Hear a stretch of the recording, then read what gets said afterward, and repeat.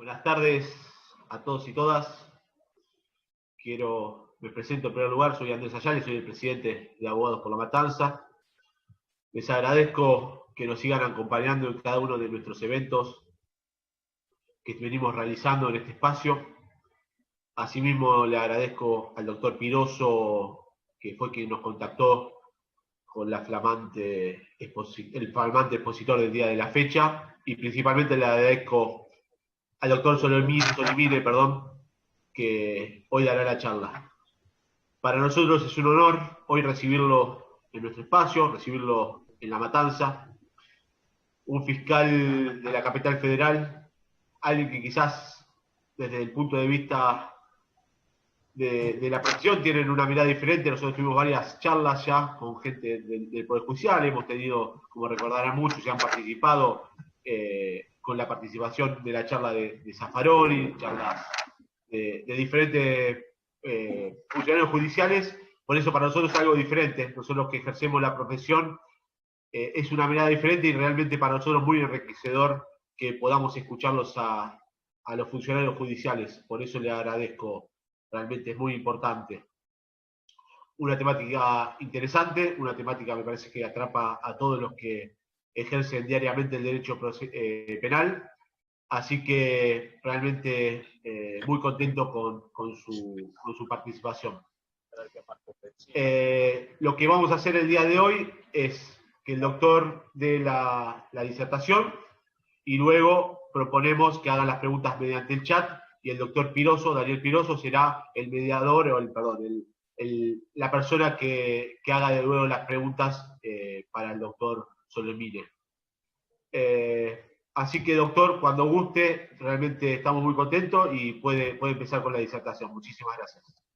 Bueno, muchas gracias. Bueno, para mí es un honor, agradezco a la organización, y bueno, especialmente a Daniel Piroso, con quien me une una relación de muchos años.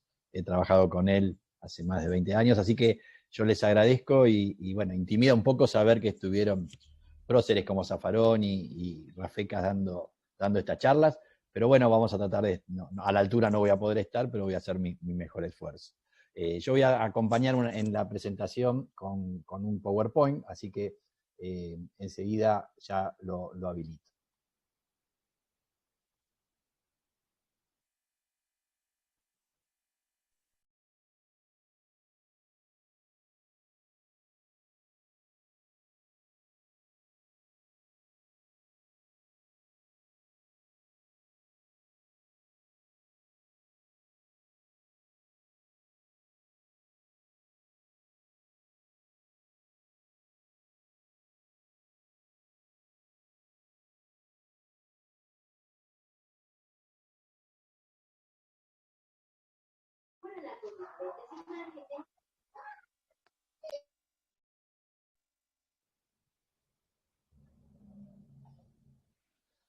Bueno, buenísimo.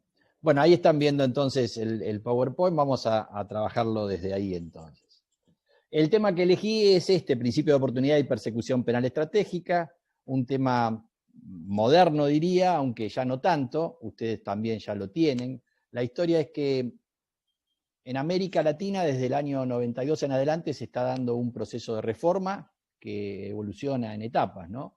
La primera etapa, la primera generación de reformas, lo que asumió básicamente fue un cambio de código procesal, donde se fue a un sistema acusatorio, un acusatorio de primera generación, donde básicamente lo que se hizo es transferir la investigación al fiscal. Y ese es el modelo que suscribió en el 98 la provincia de Buenos Aires, con el código que hoy rige. Y claro, este proceso de reforma fue evolucionando y apareció una segunda generación de reformas que se da a partir de Chile en el año 2000, que introdujo unas variables importantes en este proceso de reforma. Por un lado, empezó a preocuparse por la gestión del sistema de administración de justicia y determinó entonces que no solo bastaba con un código, con un cambio de código, una reforma legislativa, sino que era indispensable reorganizar estructuras, ministerios públicos y poder judicial puesto al servicio de ese nuevo modelo para tener una gestión eficiente. Y allí es donde talla esta idea de empezar a dar respuestas de calidad y además en tiempos cortos, y principio de oportunidad es la herramienta que estos modelos empezaron a utilizar, digamos, reciclado, porque el principio de oportunidad siempre existió. Y esta segunda generación también llevó como consecuencia la idea de oralidad masiva,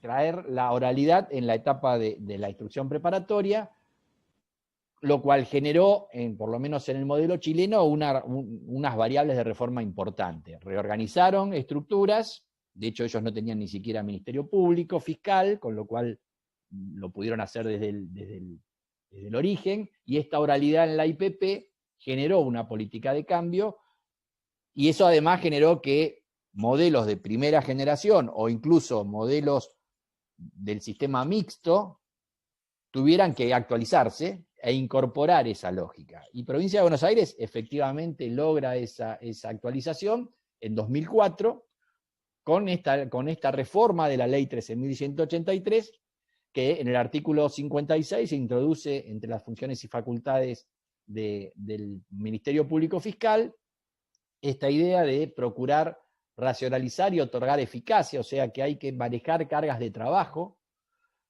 para lograr intervenciones con criterios de oportunidad. Entonces aparece la idea de oportunidad en el sistema bonaerense, que puede ser aplicada en cualquier etapa del proceso, con lo cual allí le da una amplitud al uso del instituto, con la idea básicamente de que se logre reparación de la víctima, y entonces se cola entonces esta idea de reparación, y también con la idea de incorporar juicio abreviado u otros mecanismos de simplificación procesal, que también son unas manifestaciones del principio de oportunidad, según lo describe Alberto Bovino. En un criterio amplio de oportunidad, también los procesos simplificados aparecen como formas de oportunidad. Introduce esa misma ley el 56 bis, que lo que permite es disponer archivos al Ministerio Público Fiscal, ya sea en base a hechos, a ciertos hechos de la imputación total o respecto de ciertas personas imputadas, y básicamente lo hace a través de tres supuestos: el de insignificancia, el inciso 1 va a decir cuando la afectación del bien jurídico o el aporte del imputado es insignificante, con un límite bastante generoso, porque es siempre y cuando no supere el máximo de la pena a los 6 años. Esto es la idea de bagatela o insignificancia, este principio que obviamente también existe en el derecho penal, con un tema de lesividad, que hace a la atipicidad cuando se lo toma desde esa perspectiva, pero que cuando lo introducimos como regla procesal es más amplio, con lo cual casos donde uno podría desde el derecho penal encontrar que hay lesividad y entonces no iría la insignificancia desde la dogmática penal, podría ser que sí fuera la insignificancia desde la perspectiva del derecho procesal. Así que es una ampliación esta idea de bagatela desde el ámbito del derecho procesal penal. El segundo supuesto es la idea de pena natural, cuando el imputado ha sufrido a consecuencia del hecho un daño que resulte entonces, frente a ese daño desproporcionado, superfluo o inapropiado, aplicar una pena, ese concepto de pena naturalis, que además no queda atado en este código, como en algunos otros, a delitos culposos, con lo cual puede haber también delitos dolosos que hayan generado una pena natural, y entonces también se archiva por esa razón. Y finalmente el último supuesto, que es el de pena suficiente, para ponerle un nombre abreviado, que es cuando la pena que se espera resulta de este proceso resulta irrelevante respecto de ese hecho, respecto de otros delitos que también le son imputados a ese mismo sujeto. Entonces, estos son los tres criterios de oportunidad, que son los que tradicionalmente fueron incorporando los códigos, y un último párrafo que va a decir que para la aplicación de estos criterios hay que tener en cuenta especialmente la composición con la víctima, y que además, bueno, el imputado, la idea de reparación también tiene entrada acá, porque tiene que expresar su voluntad o, bueno, acreditar que lo ha reparado ya el daño. Y entonces todos estos principios van linkeados con la idea de composición aunque no necesariamente tiene que existir esa composición en alguno de estos hechos.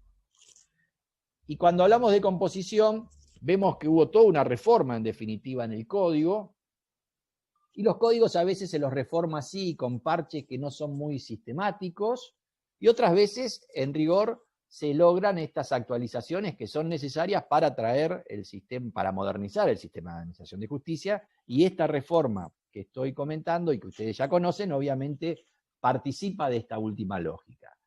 Y participa de esta última lógica porque este modelo de reforma latinoamericano, que nace con Mayer y Binder en Guatemala en el 92, ancla sobre estos ejes una división de funciones, que por supuesto ustedes la tienen con la sanción del Código Acusatorio del 98, que es dividir claramente función jurisdiccional y requirente.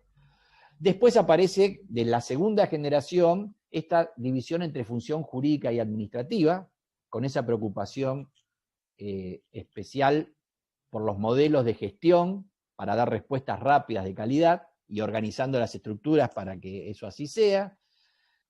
Esa segunda generación también trajo esta oralidad masiva, introduciendo la ley PP, que en Provincia de Buenos Aires lo ha hecho a través del Plan Piloto Mar del Plata, que fue un convenio que hizo el CEJA, INESIP, la Corte Suprema Bonaerense y la Procuración. Después se masificó esa flagrancia con la ley de flagrancia, pero no llegó a esto, Provincia de Buenos Aires, que es la desaparición del expediente. Pero sí incorpora este otro eje, que es el principio de oportunidad. Y este principio de oportunidad monta sobre esto, que es un cambio de paradigma impresionante. Nos movimos hacia este paradigma, el paradigma de gestión de la conflictividad. Vamos a ver qué significa este paradigma. Bueno, básicamente nosotros tradicionalmente fuimos nacidos y criados en este otro paradigma, el paradigma del orden, donde el Estado, el derecho penal reacciona porque se violó su ley, y lo que procura esa reacción estatal es restablecer el orden. Por eso hablamos del paradigma del orden.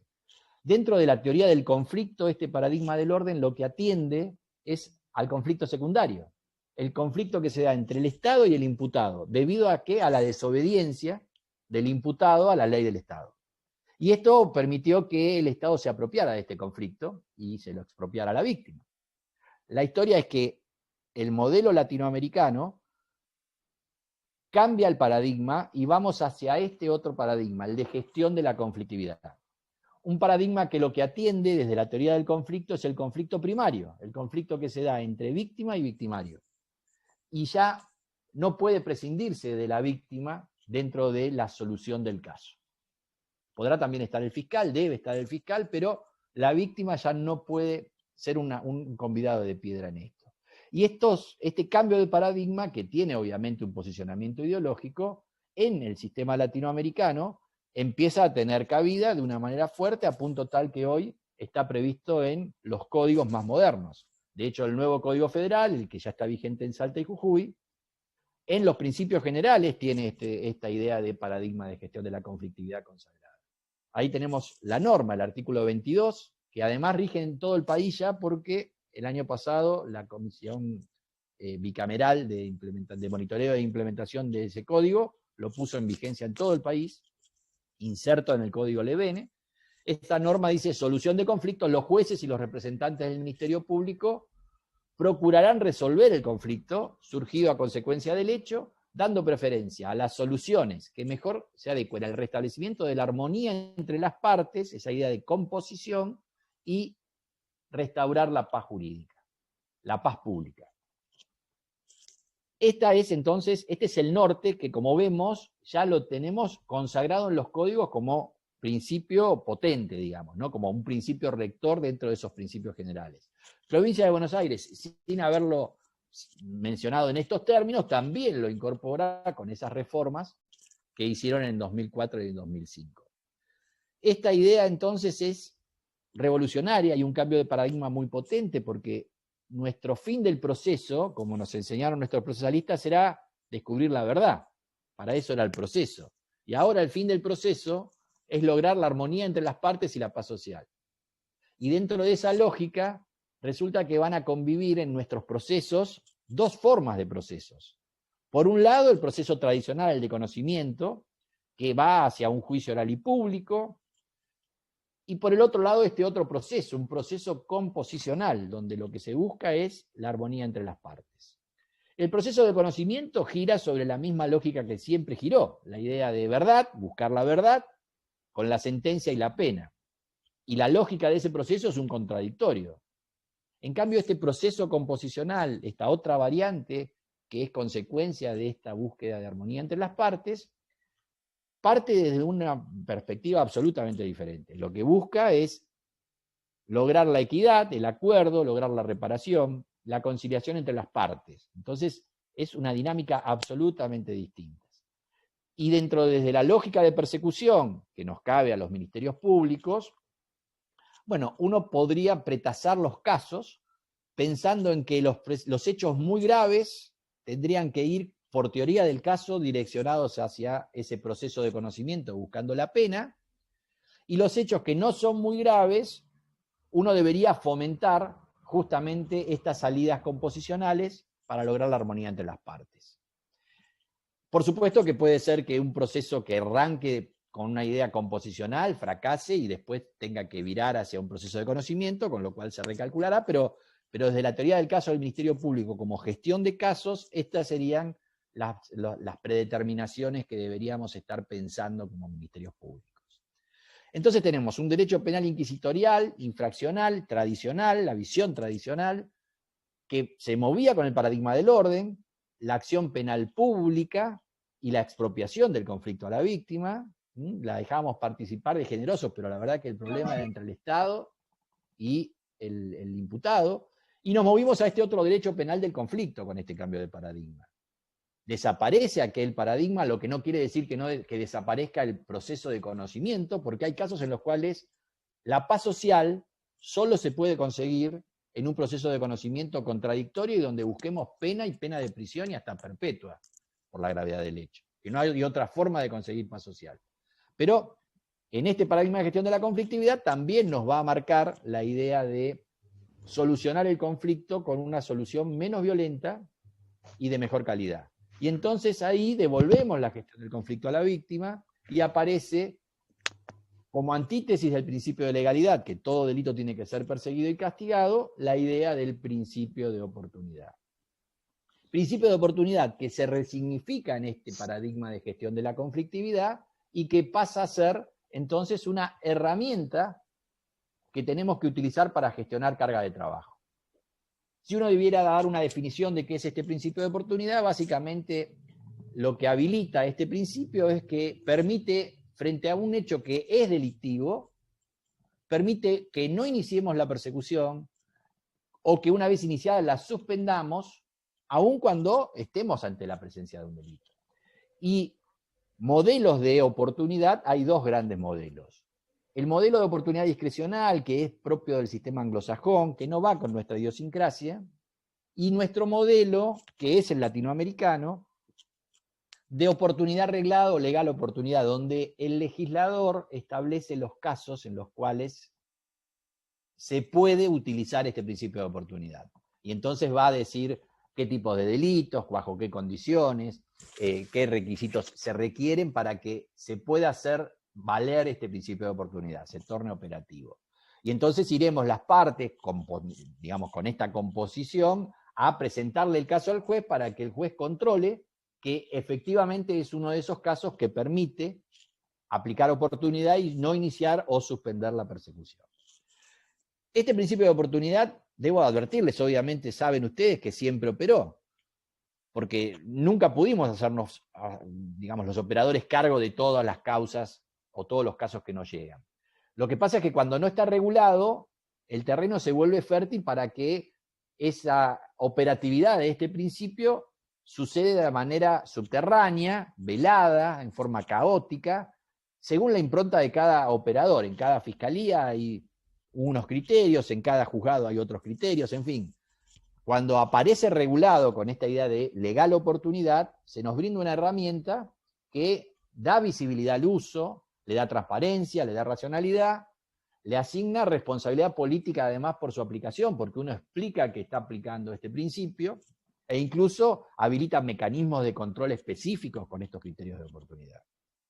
Criterios de oportunidad que les advierto, tenemos autores potentes que no lo admiten. Así, por ejemplo, Ferraioli, un neoiluminista de los más reconocidos internacionalmente, que pregona un modelo acusatorio puro, pero que no acepta el principio de oportunidad, y Daniel Pastor, entre nosotros, también un profesor notable que no admite el principio de oportunidad. Pero sistema latinoamericano monta sobre esta idea, no hay modelo de gestión en la Latinoamérica que vaya a reformas plausibles, que no adopte principio de oportunidad. Y este principio de oportunidad generalmente nos fue presentado como una excepción a la idea de legalidad. Del 71 del Código Penal parece que sale esa idea de principio de legalidad, que no es tan categórica, pero que siempre se nos ha presentado la idea de que el principio de oportunidad es una concesión porque no podemos perseguir todo, impuesta por la necesidad. Y Alberto Binder nos aclara que eso no es así, y que si insistimos, primero porque no es así regla y excepción, pero que si insistimos con esa lógica la deberíamos invertir. La excepción sería la persecución con proceso de conocimiento, y el principio de oportunidad la regla a través de toda una serie de salidas alternativas como manifestación de aquel principio que aprendimos en la primera clase de Derecho Penal, que es última ratio, con el Derecho Penal como última ratio, que en la práctica no sucede, porque además el legislador, cualquier problema que no pueda resolver, lo tipifica penalmente y nos lo tira al Derecho Penal, y entonces Binder le pone esta lógica del principio de oportunidad como una manifestación de la idea de última ratio. Y entonces dice, hay que rescatar a este principio de oportunidad como una herramienta de última ratio para realizar derecho penal. Y eso significa diversificar respuestas, utilizando respuestas menos violentas, usando la cárcel como último recurso. Y entonces, dentro de este paradigma de gestión de la conflictividad, al universo de casos que nos llegan al derecho penal, tenemos que gestionar esos conflictos que están atrás de esos las personas que están tras ese conflicto, y tenemos que dar una solución que satisfaga, y además tenemos que hacerlo en tiempos cortos.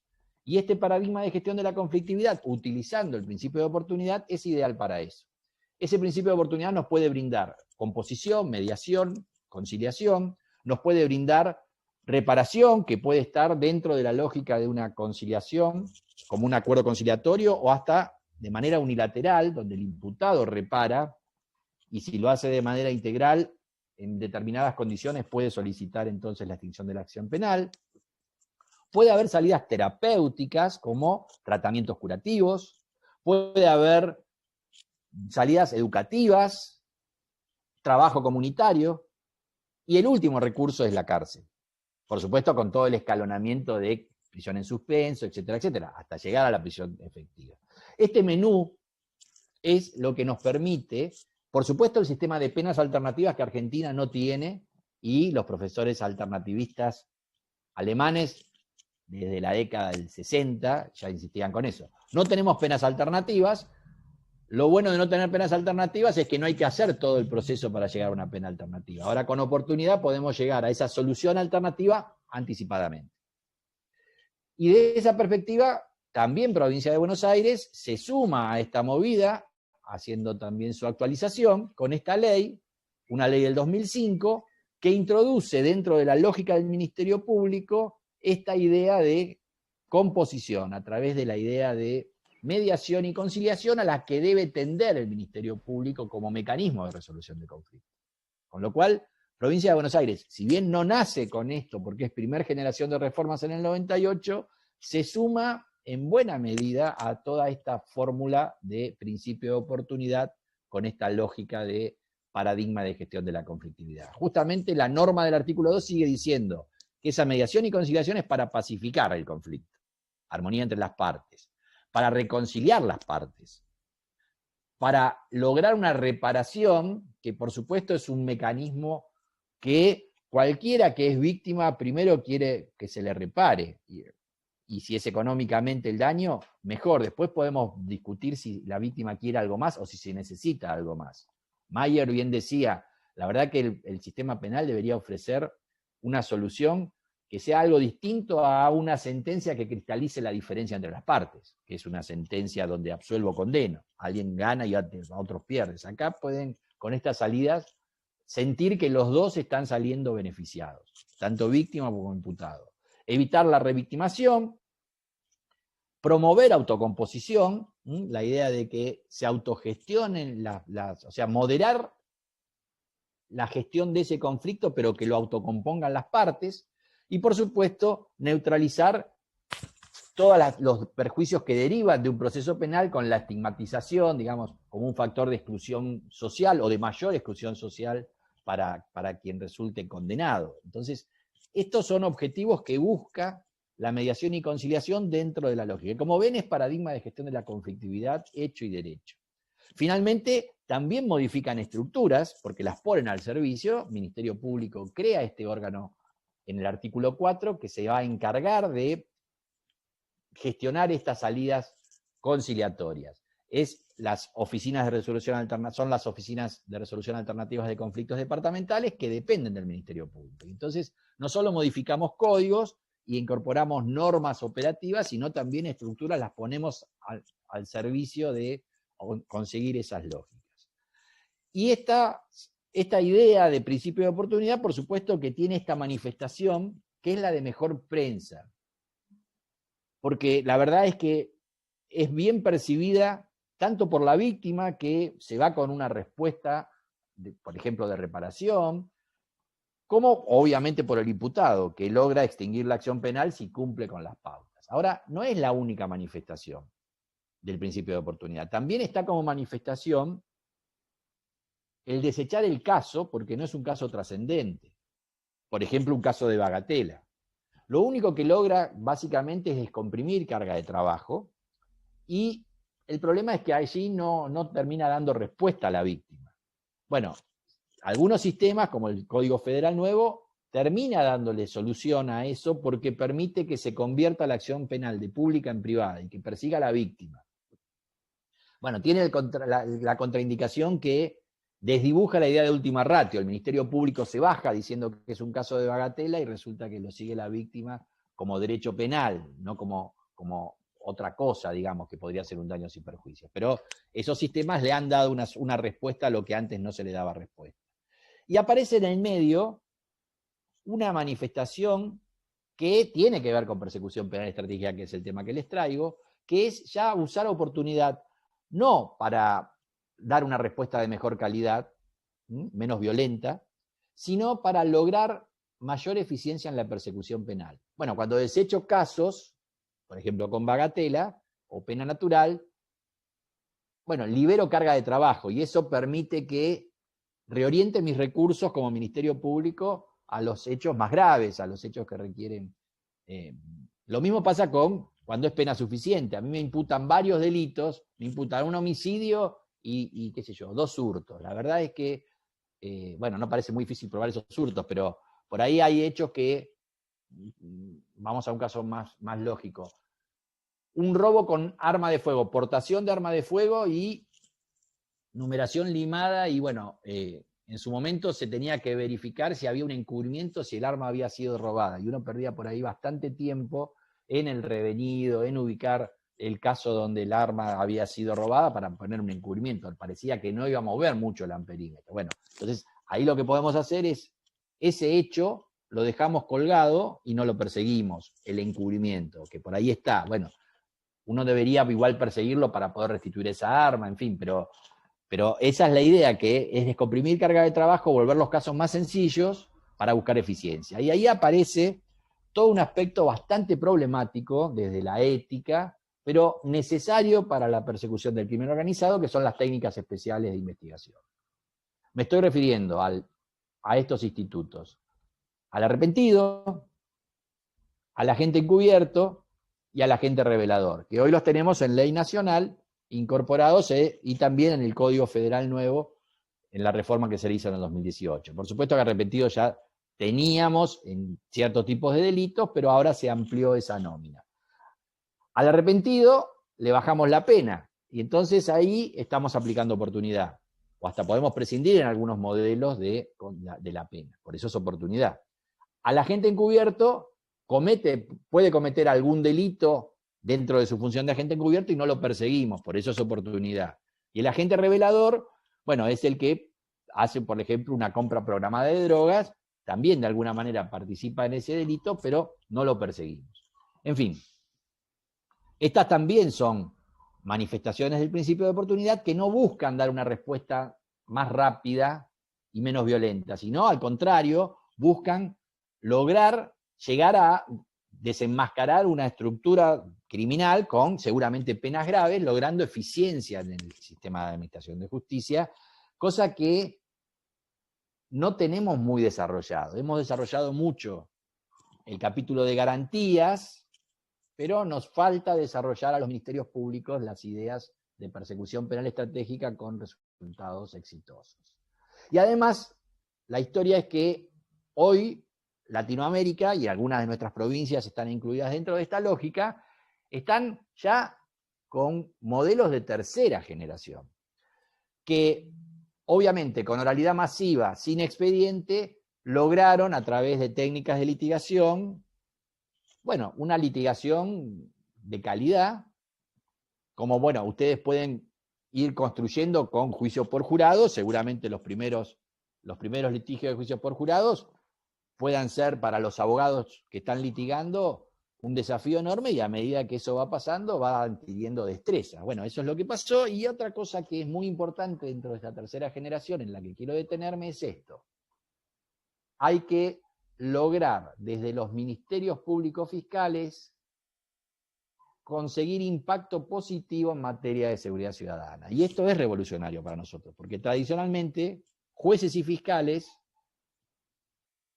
pensamos que el tema seguridad es un tema ajeno al Poder Judicial y al Ministerio Público, es un problema del Poder Ejecutivo con las policías. Y esto en estos modelos nos muestra que no es así.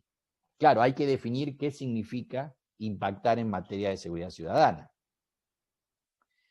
Y por supuesto que toda esta reforma, en sus distintas generaciones, tiene que estar atravesada con una reforma cultural, porque nuestra formación es dentro del modelo inquisitivo. Y esto son reglas de juego absolutamente diferentes.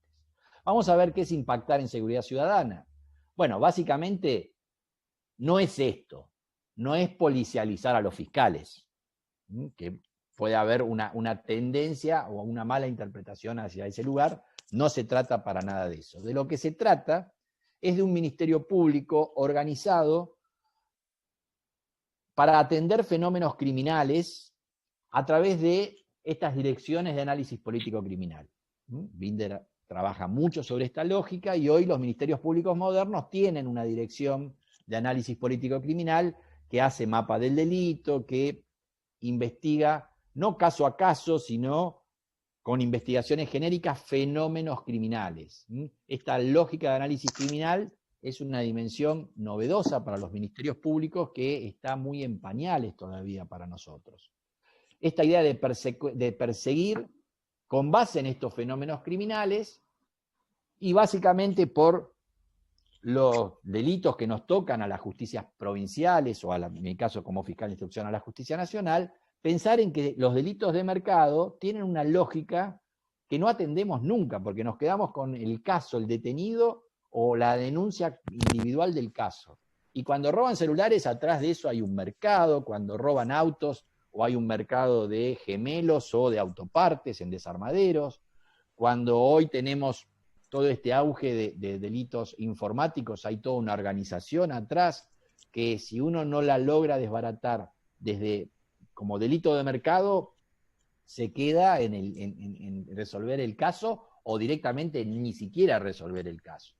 Bueno, el tema tráfico de drogas, que atrás hay todo una cuestión patrimonial impresionante, tráfico de armas, trata de personas.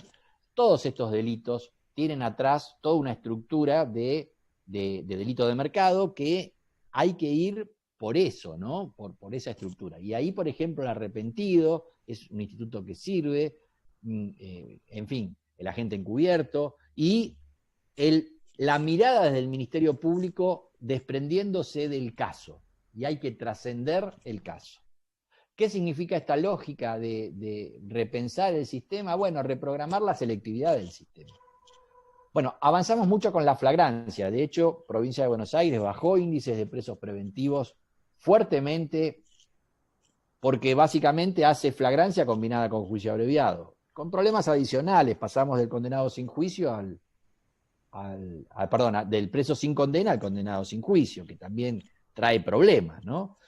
Y nos quedamos con el caso, agarramos a un imputado que está robando el auto y nos quedamos con el imputado robando el auto. Bueno, si uno ve la política de mercado, indudablemente ese auto iba para algún lado, o a un desarmadero o a una estructura de autogemelos, o lo estaba robando simplemente para cometer otro delito o para dar una vuelta, pero nos quedamos solo con la flagrancia. Y entonces no hay que anclarse en la flagrancia, que es una tendencia porque ha sido efectista el tema flagrancia. De hecho, el sistema federal desde 2016 también tiene un modelo de flagrancia. No quedarnos con lo más sencillo, que es lo que solemos hacer y que Cafferata Nore llamaba prioridad inversa. Hacemos lo más sencillo y lo más difícil lo procrastinamos. No quedarnos con lo que nos trae la policía. Por supuesto que la policía tiene el control de la calle y se topa con el delito y nos lo trae. Nos lo va a traer y eso está muy bien.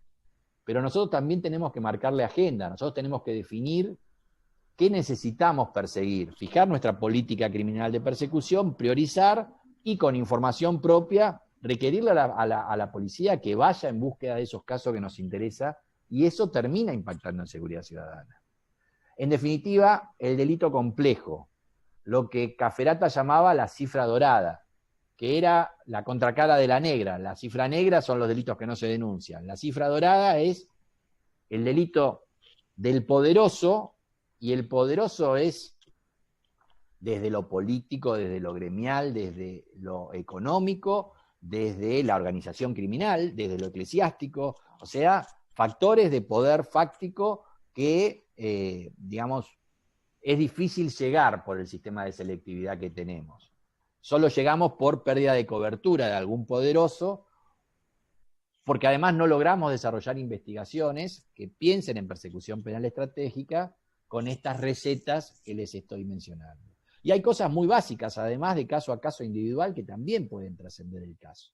Si tenemos un problema de un imputado con adicción, es muy probable que para financiar su adicción cometa delitos contra la propiedad. Y si no trabajamos sobre la lógica de tratar de solucionar su problema de adicción con medidas curativas, indudablemente lo vamos a tener, y nos pasa, y hoy yo lo veo en flagrancia en Capital Federal, que tenemos muchos casos de personas imputadas por delitos, básicamente contra la propiedad menores, o robos con algún grado de violencia como arrebatos, que ya tienen varios antecedentes y donde el problema de base es la adicción. Y que si no se soluciona esa adicción, lo vamos a tener como cliente consuetudinario sin lograr mejorar seguridad ciudadana. Entonces aparecen, por ejemplo, en Chile o en Salta, promocionados también por Comisión Interamericana, los tribunales de control de drogas, donde es una suerte de probation con todo un seguimiento de muchas audiencias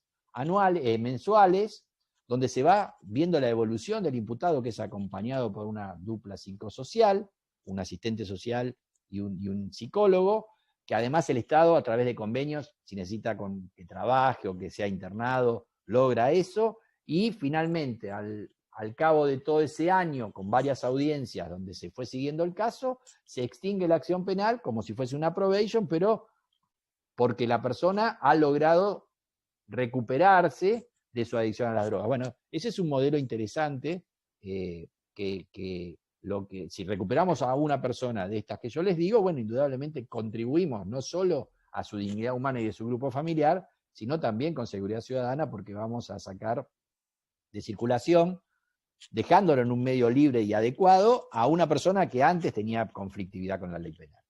Así que todas estas ideas son las que en verdad logran el impacto en seguridad ciudadana. La advertencia que les hago es que este principio de oportunidad, que lo tenemos, ahora regulado, no puede ser utilizado por fuera de la lógica de persecución penal estratégica. El Ministerio Público tiene que hacerse cargo de gestionar un universo de casos pensando desde lo macro en qué segmento de casos debería obtener cada una de estas respuestas y, por supuesto, si eso fracasa, ir recalculando. Pero tener una estrategia de cómo abordamos cada uno de las tipologías de casos que nos llegan. En definitiva, respuestas diversificadas. Y esas respuestas diversificadas dentro de esta dinámica de paradigma de gestión de la conflictividad se da, por un lado, con estos pronunciamientos desincriminatorios de primer agua que nos permiten, por no poder proceder o por inexistencia de delito, desechar casos y hay que hacerlo tempranamente, o sea, hay que tener una teoría del caso de entrada. Hoy, los sistemas modernos de los ministerios públicos tienen una única boca de entrada, una unidad de atención temprana, que cuando les llegan los casos, los distribuye, los analiza, les da cuál es la idea, si hay que cortarlo, o si va para investigación, o para conciliación, o para reparación, o lo que tenga que ir, y juega de 5 esa unidad de atención temprana. Ese es un modelo eficaz de manejar cargas de trabajo tempranamente. Después nos aparecen estos principios de oportunidad que ustedes tienen, como bagatela, pena natural y pena suficiente, que permite también una serie de casos derivarlos, sacarlos del sistema, además con una respuesta que es percibida en algunos casos como razonable, y después nos aparece, por ejemplo, los modelos que van a tener conversión de la acción, ese modelo que sale el Ministerio Público de escena y lo puede seguir la víctima. Aparecen la mejor prensa de la oportunidad a través de todos estos institutos, que eso sí, no solo el imputado se va favorecido, sino la víctima. También tiene la víctima esa sensación de que logró una solución del caso que lo satisface y además lo hizo pronto. Después aparecen todos los procedimientos simplificados, que puede ser flagrancia, juicio directo, juicio directísimo, juicios abreviados, acuerdos plenos o parciales.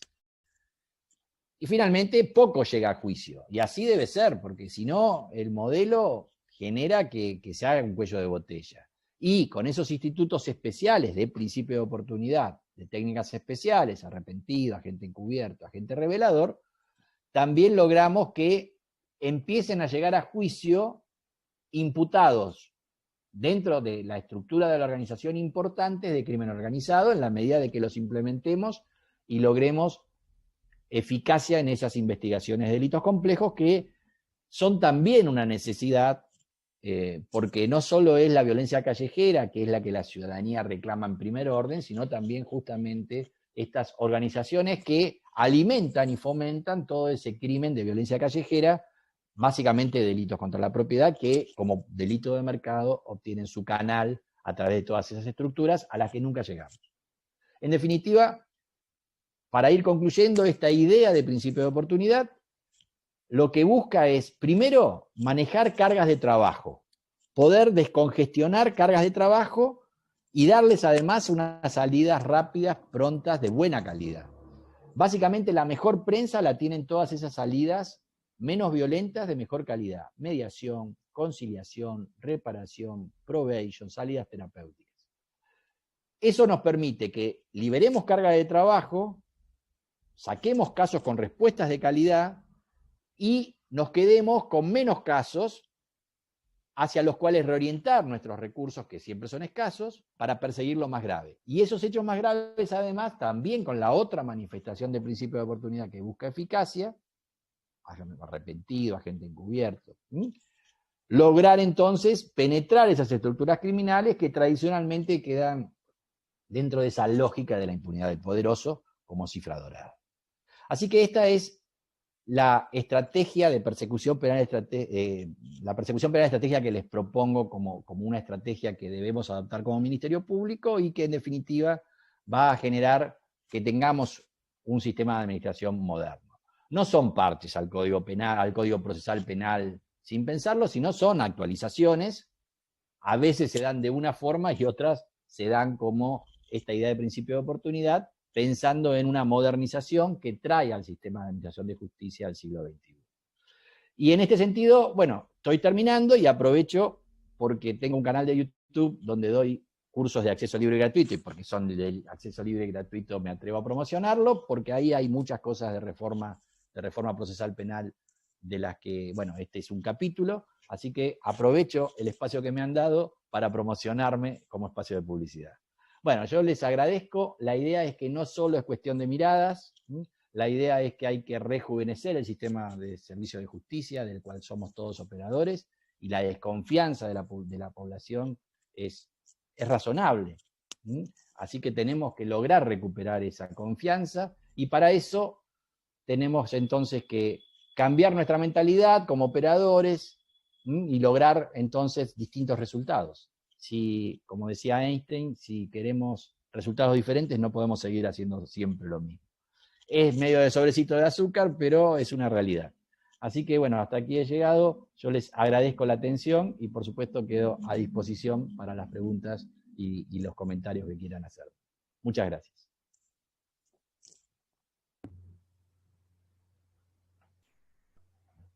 Marcelo, ¿me escuchás ahí?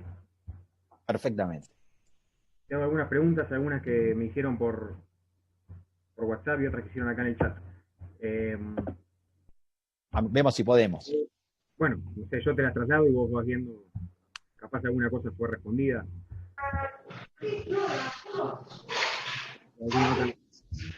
Acá hay una pregunta de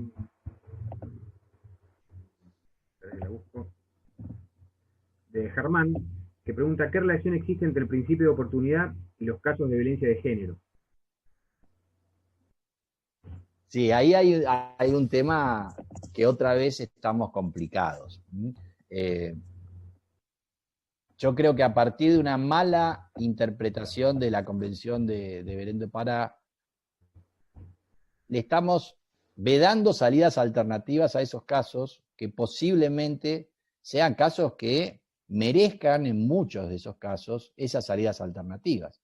Básicamente cuando además la propia víctima no pretende una respuesta tradicional. Y otra vez el Estado en esos casos, vedando, por ejemplo, la probation, con una mala interpretación probablemente de Góngora, fallo de la Corte, que era un caso de abuso sexual, no era un caso o sea, era violencia de género, pero en la versión abuso sexual, no era violencia doméstica, y bueno, le aplicamos ese nomenclador a muchos casos, a contrapelo incluso de lo que la víctima quiere. Y el problema es que los sistemas multipuertas, lo que lógicamente deben hacer es abrir una puerta y ver qué pasa. Y si fracasa, cierra esa puerta y abre la otra. Y nosotros, por ejemplo, bueno, no sé la experiencia allí en Provincia de Buenos Aires, pero en Nación, con la OVD, la Oficina de Violencia Doméstica de la Corte, bueno, la oficina tiene su protocolo y cuando recibe a una víctima que viene a denunciar, le pregunta y abre. Para el juzgado civil le da la intervención y si mencionó un delito penal, nos da intervención a penal. Y después, muchas veces la víctima queda muy conforme con la respuesta del civil, pero ya está abierta la puerta penal. Entonces, y además con esa interpretación restrictiva en cuanto a salidas alternativas. Ahí otra vez le expropiamos el conflicto a la víctima, en aras de no incurrir en responsabilidad internacional, pensando que es una víctima súper vulnerable, que el Estado paternalista necesita proteger. Creo que lo que hay que hacer es empoderar a esa víctima con sistemas de asistencia, fortalecimiento, digamos, pero después también respetar esa decisión que puede tener, y por supuesto hay violencia económica que genera dependencia y que por ahí, digamos, la verdadera razón, bueno, todo eso se puede cambiar con justamente una asistencia que entienda esa lógica, que le muestre a la víctima que no tiene por qué someterse y lograr que verdaderamente, si quiere cesar el conflicto por una alternativa, lo haga con absoluta libertad. Así que me parece que lo que hay que hacer es empoderar, pero no decirle, para vos no hay solución alternativa. Porque la verdad es que el imputado, al contrario, yo creo que un sistema de probation o supervisión le genera una suerte de control al imputado que es por ahí más eficiente que una condena en suspenso, que por ahí sin obligaciones siente que no le pasó nada. Entonces, la verdad que Góngora a mí me parece, no sé si Góngora estaba mal para el caso Góngora, me parece que la proyección de Góngora ha sido errónea. Y en pos de, la idea es que no hay que conseguir castigo, no hay derecho de la víctima a conseguir castigo, a conseguir una respuesta, que bien puede ser una alternativa, y más cuando la víctima lo quiere. Así que bueno, con eso no sé si la dejo contestada, creo que sí. No te escucho, Dani, estás mutado. No, te decía que esa pregunta se ampliaba con otra cosa, de cómo veías vos las cuestiones de que las bajadas de línea con criterios de los ministerios públicos en perseguir ese tipo de delitos, digamos, sin posibilidad de salidas alternativas. Como por ejemplo impedir en determinados casos, decía por ejemplo la probation en casos de violencia de género. Claro, bueno, todo este modelo tiene un ministerio, o sea, Esa es la pregunta en base a cómo se estructura cuando hay como una contradicción entre el principio de oportunidad o la composición, como vos decías ahí, dicen, y el tema de la bajada de línea que hay de la estructura vertical del Ministerio Público, donde dicen en estos casos no se puede buscar otra salida que no sea un juicio. Bueno, todos estos modelos se basan en el motor de estos procesos de reforma son los ministerios públicos. La cabeza del Ministerio Público es central, porque es la que baja línea a través de instrucciones generales, ¿sí? O criterios generales de actuación, como se llaman en Ciudad. Y esas instrucciones generales lo que diseñan es persecución penal. Y los ministerios públicos, además, hoy, de cara a la sociedad, tienen que ofrecer, anualmente tienen que decir cuáles son las metas, cuáles son los objetivos, y después rendir cuentas de cómo los consiguieron. Y las metas, bueno, a veces las pone la agenda, y se ponen ciertos temas de moda, y otras veces, digamos, los diseños de persecución los diseñan criteriosamente. Podemos decir, qué sé yo, un procurador puede decir, persigamos la falsificación de ropa. Y uno puede decir, bueno, esto es lo que vamos a perseguir del Ministerio Público, bueno, perseguimos esto, porque nos baja línea y tenemos que salir a perseguir eso, y nosotros tenemos que marcarle agenda a la policía persiguiendo eso. Ahora, si se eligen mal los objetivos políticos criminales, o si se dan instrucciones que son erróneas en términos de persecución, y vamos a generar problemas en la persecución, pero ahí vas a tener un responsable, que es quien emite estas directivas, que son las cabezas de los ministerios públicos. En algún momento, por ejemplo, en provincia de Buenos Aires, se había planteado de los delitos inescarcelables que eran declarados inconstitucionales, continuar con eso hasta la Corte para lograr que sean constitucionales. Un tema que no tenía mucha lógica y obligaba al Ministerio Público a respetar esa instrucción general. En algún momento en federal, en la época de Agüero y Turbe, la instrucción era que se perseguía cualquier caso de tenencia simple de drogas, que bueno, ahora la provincia de Buenos Aires lo tiene desfederalizado. Entonces los fiscales estaban obligados a apelar los cortes que se hacían, los sobreseimientos. Bueno, esas son políticas criminales que hoy por hoy están atravesadas, digamos, por... De hecho, hay órganos de cogobierno, los ministerios públicos, consejos de fiscales, que junto al procurador tienen el cogobierno, y hay ministerios públicos donde puede dejar sin efecto el consejo de fiscales una instrucción que dio el procurador. Por supuesto, hay que fundarlo, ¿no? Entonces, lo que requiere son... Los ministerios públicos ya, el fiscal, el procurador general o el fiscal general, depende cómo se llame en cada... Ya no es el fiscal ante la Corte provincial. Es el jefe de los fiscales. Tradicionalmente era eso. Era el procurador ante la Corte. Por añadidura venía a ser el jefe de los fiscales, pero no cumplía función de gobernanza de la institución, básicamente. La cumplía, por supuesto, pero con relaciones con otros poderes, pero no era la cabeza de la estructura de persecución penal. Y entonces, lo que hay que lograr es que tengamos procuradores que se asesoren bien en política criminal y marquen esos objetivos políticos criminales de persecución con respuestas que sean saludables. Cuando dan instrucciones que no están buenas, esto lo vivimos en probation con Cosuta, en sistema federal, ¿no? Cuando en Cosuta salió la Cámara de Casación a decir que solo va para delitos correccionales, los tribunales lo miraron todos diciendo, flaco, ya esto no va más. Necesitamos que sea para criminales. Y entonces empezó a cuestionar Cosuta. Cuando vos sacás instrucciones malas, fallos malos, generás problemas. Cuando vos sacás instrucciones correctas, generás alineamientos. Y eso es generar responsabilidad política. Porque a la cabeza le vas a decir, ¿qué estamos persiguiendo? ¿Cuáles son los objetivos que estás trazando? Bueno, hoy el tema género, claro que es un tema súper complicado. Pero también hay que ponerle racionalidad. Y la racionalidad es, yo no sacaría nunca una instrucción diciendo no se puede hacer nada, vamos por la pena de alguien que hizo violencia de género. La verdad es que al menos diría, escuchemos a la víctima, empoderemos a la víctima, y si la víctima quiere una salida alternativa, la verdad que era un conflicto privado, de alguna manera, que obviamente impacta en derecho penal y hay que atenderlo, necesitamos atenderlo, pero que es más privado que muchas de las cosas que pasan en la vía pública. Y nos metemos paternalistamente a decirle acá, señora, usted no sabe lo que quiere, nosotros nos hacemos cargo. A mí me parece una locura. Pero bueno, es un tema delicado. Hago un par, me quiero más, porque hay varias, pero...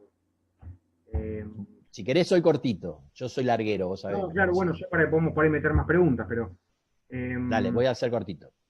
Hay una que dice, esto de la conversión de la acción penal pública en privada, que vos referiste del Código Nuevo, del Código Federal, y no estaría en alguna forma dejando en manos de la víctima que el derecho penal actúe como última ratio. Sí, es una contradicción. Sinceramente, bueno, para mí Binder es un prócer, ¿no? Mi maestro... Es la única contradicción que le encuentro a Binder. Porque justamente le das tutela judicial efectiva a la víctima, porque habilitas le das respuesta a su conflicto, que el Estado le había dicho, no, señor, esto es bagatela, no lo vamos a perseguir. Pero contradecís última ratio. Esto se lo marca bien Pastor, diciendo, bueno, Pastor, como Mayer, decían, no tiene que haber delito de acción privada directamente, con lo cual menos vamos a convertir algo de pública en privada. Pero sí, es una contradicción. El problema es que no hay soluciones, Binder también te lo explica esto, no hay soluciones puras. El problema era que en algún lugar surgió que, pero nos quedamos sin respuesta para la víctima y salió esta idea. Y prendió, y bueno, y va cundiendo. Contradicción, logra entonces respuesta de tutela judicial efectiva para la víctima, pero choca con la idea de última ratio. Es así. Bueno, aquí hay otra pregunta de José Luis, a ver si, más que nada, ¿qué opinás? ¿Cómo operaría el principio, digamos, o el principio de oportunidad, o esto de la composición frente a casos donde hay una connotación social importante, más allá de la gravedad o levedad del caso? Por ejemplo, un homicidio de la legítima defensa. Sí, yo creo que el Ministerio Público ahí tiene un papel. O sea, no es que las partes componen cualquier caso. Primero que tenés legal oportunidad, entonces el propio sistema legal te dice que sí, que no. Pero aun cuando te permita, por la categoría del caso, componerlo, si hay un interés del Estado que puede decir, bueno, momentito, el Estado, por ejemplo, la ley del Ministerio Público, la de Nación, no sé la de provincia, me pone como un principio atender el interés de la víctima. Después la ley de protección de la víctima creó los defensores públicos oficiales que los puso en la órbita de la defensoría. Porque vamos a los bandazos en Argentina, pero la víctima el fiscal está al lado de la víctima. Atender el interés es atender el interés, no hacer lo que la víctima quiere. Pero hay veces en donde la víctima quiere hacer algo que el Ministerio Público también tiene un interés en representación de la sociedad que dice, bueno, esto no lo podemos solucionar así. Por ejemplo, bagatela. Luis Pázara te va a decir, Luis Pázara es un criminólogo peruano que a mí me gusta mucho, te va a decir, no usen bagatela en casos donde hay personas a un imputado con antecedentes. Porque vos te dices, ¿qué robo? Un celular. Le hacemos bagatela. Bueno, tiene 14 antecedentes por robar celulares. O un hurto, pongamos, para no poner o bueno, determinado hecho que parece menor, pero que esa persona ya tiene muchos antecedentes por eso. Entonces decir, bueno, también ponerle límites. Porque si no, no contribuís a la seguridad ciudadana. Al contrario, el tipo dice, mirá qué fácil es esto. Concilio, reparo y vamos. Entonces, digamos, hoy hay muchas cosas ya. Nosotros estamos en pañales en Latinoamérica respecto de muchas de estas cosas.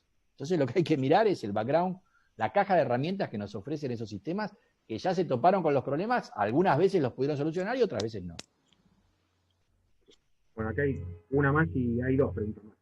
Una de José Ferreira que dice, si tenés alguna opinión sobre la implementación de estos criterios de oportunidad en materia de régimen penal juvenil o de adolescentes infractores de la ley. No sé nada de eso. No puedo ayudarlo. No tengo criterio. No. Habría que hablar con Mari Belov, seguramente. La próxima, bueno, la convocamos. Y una más que era... cuando vos hablaste, te preguntan, cuando hablaste de autores como Ferraioli o Pastor, que se oponían a esto de un sistema composicional o de criterios de oportunidad, si podés explicar, lo que dicen es, la pregunta, si podés explicar qué fundamentos usan, más que nada teniendo en cuenta su postura más beneficiosa hacia el imputado, hacia un criterio garantista, ¿no? De que el Sí, imputado no sí. pueda salir del proceso, en definitiva, y en realidad lo dejen atado al proceso. ¿Cómo conjugan esto estos autores? Sí, no lo tengo tan claro. Intuitivamente te diría que hacen mucha dogmática y no bajan al terreno. Entonces, desde la perspectiva, decir, a ver, lo ideal es perseguir el delito, y entonces Ferraioli te va a decir, sistema acusatorio tiene ciertos componentes que son ontológicos. División de función entre función requiriente y jurisdiccional. Eso hace al modelo, es el ABC del modelo, es genética eso del modelo. Ahora, después dice, hay algunas características que no son inherentes al modelo, que por ahí tienen algún componente cultural, hasta incluso territorial. Y él sostiene acusatorio con legalidad. Porque él dice, para mí hay principio de legalidad, hay que perseguir al delito. A mí no me cierra. Y va a decir que la oportunidad en algunos modelos se lo meten como característica del acusatorio, pero que no es ontológico del modelo. Bueno, para Latinoamérica es fundacional. Digamos. Todo Latinoamérica no se mueve si no es con principio de oportunidad como un ingrediente. Por eso es ya, digamos, es un acusatorio, bueno, y adversarial, ¿no? Con oralidad, sistema de oralidad total. La provincia de Buenos Aires no lo logró. Bueno, una última pregunta, Marcelo, para cerrar y después le doy la palabra a Andrés. Eh, tiene que ver con una cuestión por ahí más académica, ¿no? Porque, ¿qué pensás de que en las universidades todavía no nos formen bien sobre esto a los profesionales o a los futuros profesionales y que salgan profesionales especialistas en litigar más que en componer? Bueno. Sí, que ni siquiera nos forman para litigación, ¿no? Hoy la verdad es que hay, bueno, vos hablás con Binder o con Gonzalo Rúa y te van a decir, no hay cátedras de litigación, pero sí, bueno, tenemos este concepto bélico del proceso, ¿no? Porque por esta idea de principio de legalidad y cada delito merece su sanción. Entonces salimos a pelear. La forma normal de terminación del proceso es la sentencia, absolutoria condenatoria. La normal, todo lo otro es anormal. Y la verdad es que las soluciones de nuestro universo de casos es un 2% que llegamos a sentencia. El resto somos todos anormales. Bueno, esto es invertir, digamos, poner el carro delante del caballo. Y estos modelos lo que buscan es esos modelos. Sí, igual, confieso, usamos poco estas cosas, aún quienes las pregonamos, ¿eh? La realidad es esa. Pero bueno, este cambio de paradigma lo que necesita es ser atravesado por esta lógica y ir calando en los operadores. Cuando esto lo vayamos entendiendo. Por eso la capacitación en esto es básico, cosa que por ahí a los chilenos no les pasaba. Si vos hablas con Riego, con Duche, ellos te dicen, no, hay que ser un saber práctico hay que saber litigar con todas estas reglas, digamos, incluso el proceso composicional, y no dogmática. Y yo creo que nosotros necesitamos dogmática, porque estamos tan arraigados en lo dogmático, como ellos no tenían fiscales, tenían un código donde no había, el juez de instrucción elevaba a juicio él, ¿no? Ahí cuando era una locura ese modelo, no les servía nada, habían quemado las naves, entonces tuvieron que estudiar sí o sí el nuevo modelo. Y enseguida dijeron, cambió totalmente. Nosotros lo vamos adaptando de a poco, nos pasamos al acusatorio en etapas, ¿no? Por eso yo alguna vez había escrito del inquisitivo al acusatorio sin escalas. Porque eso te genera que diga, bueno, rompimos el molde. Hoy estamos, digamos, la gente joven es la que más está preparada porque nosotros ya estamos viejos, ¿no? Y el cambio nuestro, no, yo insisto, yo creo que lo hago y no lo hago. Pero bueno, por lo menos me esfuerzo. Hay gente que directamente dice de ninguna manera. Así que bueno, esta es la realidad. Pero necesitamos una política de ruptura claramente, porque indudablemente lo que venimos haciendo no anda bien. Porque la credibilidad, somos la institución con menos credibilidad de todas. La última de UCA dio 11% de credibilidad en el sistema de administración de justicia.